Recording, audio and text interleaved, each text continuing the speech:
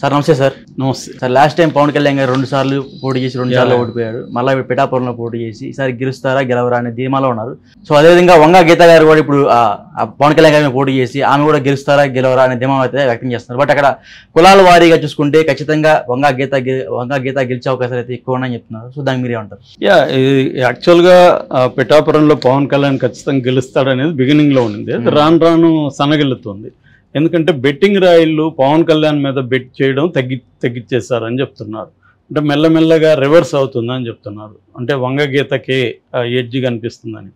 So దీన్ని support చేస్తూ ఒక ప్రైవేట్గా ఎవరో లెక్కర చేత్తో రాసిన ఇది ఒకటి బాగా వైరల్ అవుతుంది.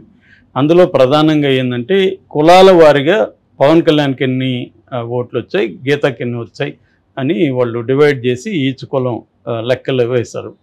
మరి దానికి బేసిస్ ఏంటి, వీళ్ళు వెళ్ళి రీసెర్చ్ చేశారా అవన్నీ తెలియదు, కానీ లోకల్సే అక్కడ ఉన్న వాళ్ళు ఇది చేశారనమాట.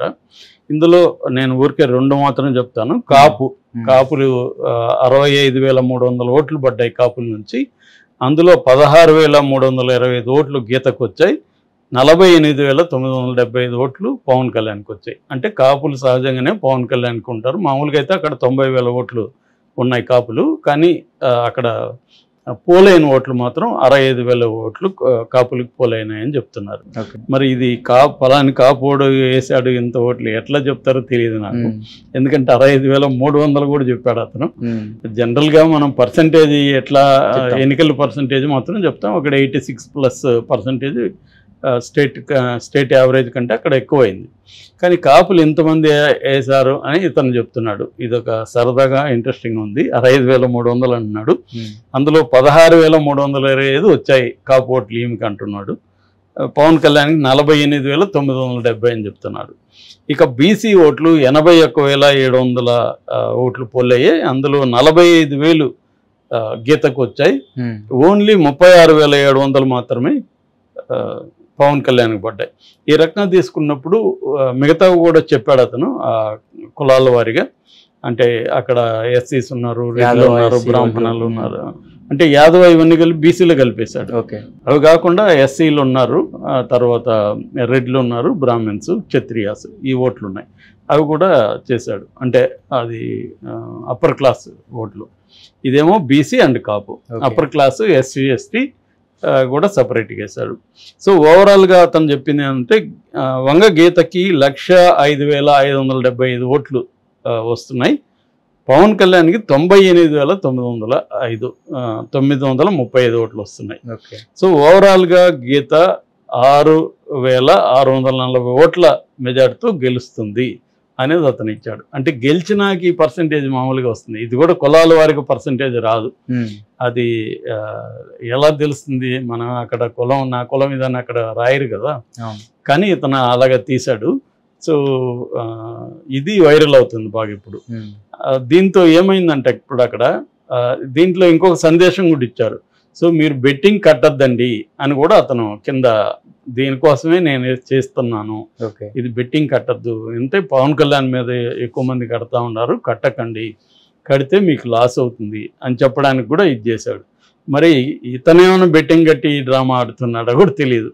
ఎందుకంటే ఇప్పుడు ఇతను పవన్ కళ్యాణ్ మీద బెట్టింగ్ కట్టి పవన్ కళ్యాణ్ ఓడిపోతాడని ఇతను చెప్పాడు అనుకో, ఎక్కువ మంది గీత మీద కడతారు కదా. అప్పుడు ఇతను గీత గెలుస్తుందంటే ఈ డ్రామాలు కూడా చేయొచ్చు. ఎందుకంటే బెట్టింగ్ రాయాలకుండే తెలివితేటలు వేరే వాళ్ళకి ఎవరికి ఉండవు. అంటే వీళ్ళు మ్యానిపులేట్ చేసి బెట్టింగ్ బ్యాచ్ని తమకు అనుకూలంగా టర్న్ చేసేదానికి కూడా ఇప్పుడు ఈ మధ్య రకరకాలుగా ఎత్తులేస్తున్నారు. అందుకనే చాలాసార్లు బెట్టింగ్ వాళ్ళు ఏం చేస్తున్నారంటే ఎగ్జిట్ పోల్స్ కూడా కండక్ట్ చేస్తున్నట్టు ఎగ్జిట్ పోల్స్ కూడా లీక్ చేస్తున్నారు. సో వీళ్ళు ఒక అభ్యర్థి మీదో లేకపోతే ఓవరాల్గా జగన్ మీదో కొంత ఒక 10 కోట్లు అనుకో, 10 కోట్లు కట్టడం, జగన్ గెలుస్తాడని ఎగ్జిట్ పోల్స్ అంతా లీక్ చేయడం. సో దానివల్ల ఏమవుతుందంటే జగన్ గెలుస్తాడు కాబట్టి ఎక్కువ జగన్ మీద గెలుస్తాడని అందరూ కడతారు. ఇతనేమో తెలుగుదేశం గెలుస్తుందని ఇతను కడతాడు. సో ఫైనల్గా జగన్ ఓడిపోతే ఇతనికి లాభం. సో ఇలాగ కొంతమంది ఏం చేస్తున్నారంటే కావాలని మ్యానిపులేట్ చేయడానికి బెట్టింగ్ బ్యాచ్ ట్రై చేస్తున్నారు. అలాగే ఇక్కడ ఏమన్నా ట్రై చేస్తున్నారో తెలీదు. అయితే ఇంకొక వింత కూడా చేసుకుంది. అదేంటంటే పవన్ కళ్యాణ్ అభిమానులేమో పవన్ కళ్యాణ్ ఎమ్మెల్యే అనుకొని కార్ల మీద అంతా రాసుకొని తిరుగుతున్నారు. పిఠాపురం ఎమ్మెల్యే పవన్ కళ్యాణ్. ఇటేమో వంగగీత ఏమో డిప్యూటీ సీఎం వంగగీత అని కార్ల మీద రాసుకుని వీళ్ళు తిరుగుతున్నారు. సో అదేముంది, పెద్ద రాయడం ఏముంది, మళ్ళీ తుడిపేయచ్చు. సో కానీ ఇది జరుగుతుందన్నమాట. అంటే ఓవరాల్గా ఆంధ్రప్రదేశ్లో ఏంటంటే ఎన్నికలు అయినా కూడా సైలెంట్గా ఉండాలి మామూలుగా అయితే. ఇప్పుడు ఇక్కడ తెలంగాణలో ఉంది, ఎవరు పట్టించుకుంటున్నారు. కానీ అక్కడికి వచ్చేసరికి అది ఏంటంటే ఎన్నికలు ముందు ఎలాంటి వాతావరణం ఉందో అలాగే నడుస్తుంది రోజు. పై వాళ్ళు ఆ చంద్రబాబు, లోకేష్, పవన్ కళ్యాణ్ వాళ్ళు ఎక్కడ ఉన్నారో కూడా తెలియదు, సైలెంట్గా ఉన్నారు. జగన్ ఏమో ఒక చిన్న దుమారం లేపేసి జగన్ వెళ్ళిపోయాడు అనడానికి. సో వాళ్ళేం పట్టించుకోలేదు. కానీ ఇక్కడ మిగతా ఒక 2 రోజులు కొట్టుకున్నారు, పోలీసుల కేసులు, అదొక పక్క నడుస్తుంది ఆ డ్రామా. ఇంకోవైపు బెట్టింగ్లు నడుస్తుంది. మరోవైపు ఎవరు గెలుస్తారని ప్రతి ఒక్కరు ఏదో ఒక సర్వేని రోజు వదులుతున్నారు. సో అలాగే ఇతను కూడా ఈ టైప్ చేయడం ఇవన్నీ ఎందుకు అనుకున్నాడేమో, చేత్తో రాసేసి సింపుల్గా దీన్ని వైరల్ చేస్తున్నాడు. ఇది నిజానికి మామూలుగా టైప్ చేయాలి, గ్రాఫిక్స్ అంతా పెట్టాలి, ఎక్కడెక్కడ ఇవన్నీ చెప్పాలి, అవన్నీ ఎందుకు చేత్తో రాసేసాడు కూర్చొని. అదే అతను కొట్టివేతలు అన్నీ ఉన్నాయి, దాన్నే ఫోటో తీసి పెట్టేశాడు. అది ఇప్పుడు వైరల్ అవుతుంది. సో అంత ఇదిగా ఉందన్నమాట అక్కడ. అంటే టైట్గా ఉంది, ఎవరికి కూడా 100% కాన్ఫిడెన్స్ లేదు. కానీ వైసీపీ వాళ్ళు గోల్ ఎక్కువగా ఉన్నట్టుగా కనబడుతుంది. ఎందుకంటే వైజాగ్లో టికెట్లు అంతా బుక్ అయిపోయినాయని, అక్కడ హోటల్స్ అంతా బుక్ అయిపోయినాయని, విల్లాసు, ఫామ్ హౌస్లు అన్నీ బుక్ చేశామని, బస్సుల టికెట్లు అంతా బుక్ అయిపోయినాయి అని చెప్తాను. నేను ఈరోజు కూడా చెక్ చేశాను, ఏ బస్సు టికెట్ బుక్ కాలే. ప్రతి బస్సులో కూడా 30 సీట్లు 40 సీట్లు ఖాళీ ఉన్నాయి. రేట్లు అంటే పెంచారు, పెరగడానికి కూడా already Saturday Sunday 8th 9th కాబట్టి వీకెండ్ కాబట్టి ఆల్రెడీ పెరిగి ఉంటాయి. ఒకవేళ వీళ్ళు ఏమన్నా నిజంగానే కొంటారేమో అని కూడా పెంచేసి ఉంటారు. వీళ్ళు మన వాళ్ళు ముందుగా పెంచేస్తారు కదా ట్రావెలర్స్. సో అలాగే కూడా పెంచుంటారు. రేట్లు అయితే ఎక్కువ ఉన్నాయి కానీ ఖాళీలు అయితే ఉన్నాయి. అంటే ఇంకా ఎవడు బుక్ చేసుకోవాలి. నాకు తెలిసి ఏంటంటే ఫస్ట్ నైట్ తర్వాత బుక్ చేస్తారు, 6 తర్వాత ఇవి వస్తాయి కాబట్టి ఎగ్జిట్ పోల్స్ ఫస్ట్కి. ఒకవేళ ఎగ్జిట్ పోల్స్ అన్నీ కూడా మెజారిటీ ఎగ్జిట్ 10 వస్తే అందులో 7 6 మెజారిటీ వైసీపీ అనుకుంటే అప్పుడు వీళ్ళందరూ వైజాగ్కి రెడీ అయిపోతారు. ప్రైవేట్ వెహికల్స్ ఇవన్నీ రెడీ అయిపోతాయి. లేదంటే మాత్రం సైలెంట్గా ఉంటారు. అయితే తెలుగుదేశం వాళ్ళ వైపు నుంచి మాత్రం ఈ హడావిడి లేదు. మరి ఎందుకు లేదనేది కూడా ఆశ్చర్యం. పైగా రాధాకృష్ణ లాంటి వాళ్ళే ఈ ఎగ్జిట్ పోల్స్ నమ్మలేము, అవి కూడా చాలాసార్లు తప్పు అవుతున్నాయి అని కూడా ఆయన నిన్న ఎడిటోరియల్ రాశాడు. అంటే ఇక్కడ డౌట్ వస్తుండేది ఏమంటే, నాకు తెలిసి ఆల్రెడీ ఎగ్జిట్ పోల్స్ వెళ్ళిపోయి ఉంటాయి. జగన్ చేతికి వెళ్ళిపోయి ఉంటాయి, చంద్రబాబు చేతికి కూడా వెళ్ళిపోయి ఉంటాయి. ఎందుకంటే ఎగ్జిట్ పోల్స్ ఎప్పుడో రెడీ అయిపోయి ఉంటాయి.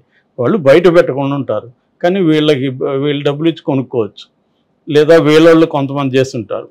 ఇప్పుడు ఎందుకంటే ఆనెస్ట్గా చేస్తారు కాబట్టి అవి వెళ్ళిపోయి ఉంటాయి. సో వెళ్ళిపోయినాక ఇవి కొంతవరకు జగన్కే ఫేవర్గా ఉందా అన్న డౌట్ అయితే వస్తుంది. ఎందుకంటే వీళ్ళేమో సైలెంట్గా ఉన్నారు తెలుగుదేశం వాళ్ళేమో హడావిడి చేస్తున్నారు. లేదా రివర్స్ కూడా కావచ్చు, వాళ్ళు ఎట్లాగో ఓడిపోతాం కాబట్టి హడావిడి చేయండిరా అని హడావిడి చేయించవచ్చు. వీళ్ళు మనం ఎట్లాగో గెలుస్తాం కాబట్టి సైలెంట్గా ఉందామని వీళ్ళు కూడా అనుకోవచ్చు. ఎట్లన్నా మనం అర్థం చేసుకోవచ్చు. కానీ జనరల్గా అయితే గెలుస్తారనే హోప్ ఉండేవాళ్ళు ఏదో గోల్ అయితే చేస్తారు మామూలుగా. అది తెలుగుదేశం క్యాంప్ నుంచి చేయట్లేదు. పైగా ఎగ్జిట్ పోల్స్ని నమ్మలేము, exit polls are not always correct అన్నట్టుగా మాట్లాడుతుంది. అందులో వాస్తవం కూడా ఉంది. ఎగ్జిట్ పోల్స్ ప్రతిసారి కరెక్ట్ అని చెప్పలేం. లాస్ట్ ఛత్తీస్గఢ్ కాంగ్రెస్ వస్తుందన్నారు, రాలేదు. ఇక్కడ కూడా చాలా ఎగ్జిట్ పోల్స్ కేసీఆర్ మళ్ళీ వస్తున్నాడు అన్నారు, రాలేదు. అట్లా జరగచ్చు చాలా చోట్ల. బట్ ఓవరాల్గా మాత్రం ఎగ్జిట్ పోల్స్ చేసేవాళ్ళు అయితే ఆనెస్ట్గా చేసి చెప్తారు. ఎందుకంటే అక్కడ మ్యానిపులేట్ చేయడం వల్ల వాళ్ళకి వచ్చేది ఏం లేదు కాబట్టి. సో మనకి 1వ తేదీ ఈవినింగ్ 6 తర్వాత రావడం మొదలు పెడితే ఒక 7-8 కంతా ఎగ్జిట్ పోల్స్ అన్నీ వస్తాయి. దాన్ని బట్టి కొంత ఐడియా మనకి వచ్చే అవకాశం ఉంది. అప్పటి వరకు ఇలాంటి డ్రామాలు రకరకాలుగా ఆంధ్రప్రదేశ్లో జరుగుతూ ఉంటాయి.